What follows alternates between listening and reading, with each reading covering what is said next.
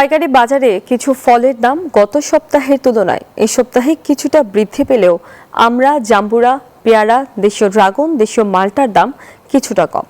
বাজার থেকে বিস্তারিত জানাতে ভোগড়া বাইপাস পাইকারি বাজার থেকে আমাদের সঙ্গে সরাসরি যুক্ত হচ্ছেন সহকর্মী সজীব হোসেন। সজীব, আপনি আমাদেরকে জানাবেন যে হঠাৎ ফলের দাম বাড়ার কারণ কি?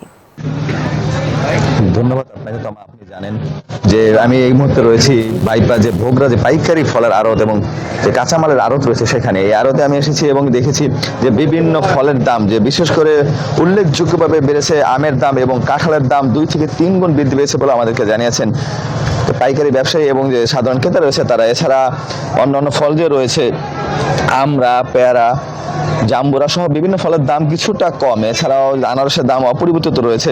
এই ফলের দাম বাড়ার পিছনে আমাদেরকে জানানো হয়েছে যে গ্যাস সংকট কারণে বিভিন্ন যে মালামাল যে এক স্থান থেকে অন্য স্থানে নেবে পিক আপে করে সেটা কিন্তু না তাদের পক্ষে ব্যয়বহুল হয়ে গিয়েছিল। এই জন্য এই দাম বৃদ্ধিটা পেয়েছে। এছাড়াও যদি আমি একটা বলি যে সবজির দাম, সবজির বাজারে কিন্তু চিচিঙ্গা, কচু সহ বিভিন্ন যে সবজি রয়েছে তার দাম কিন্তু অপরিবর্তিত রয়েছে। বাট কিন্তু আমরা দেখেছি অন্যান্য যে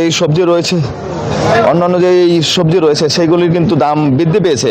আমাদেরকে জানিয়েছেন তারা বাজারের চাহিদার তুলনায় সরবরাহ কিছুটা কম থাকায় এই সবজির দাম বৃদ্ধি পেয়েছে। এছাড়া এই পাইকারি যে বাজার রয়েছে এখন কিন্তু বাজার দুপুরে পরিবর্তিত হওয়ার কারণে এই বাজারের আপনার ক্রেতার সংখ্যা অনেকটাই কম। এছাড়া যদি আমরা দেখেছি অন্য সময়ে যে ভোর 4টা থেকে শুরু হয়ে সকাল 8টা পর্যন্ত কিন্তু এই বাজার জমজমাট থাকে এবং ক্রেতা সংখ্যার সরব থাকে এই বাজারের এখন মনিটরিং এর ব্যবস্থা করে যদি সকল ক্রেতাদের যে স্বস্তিদায়ক একটা দামে নিয়ে আসা যায় তরকারি এবং ফলের দাম, সেই প্রত্যাশা করছেন সাধারণ ক্রেতারা।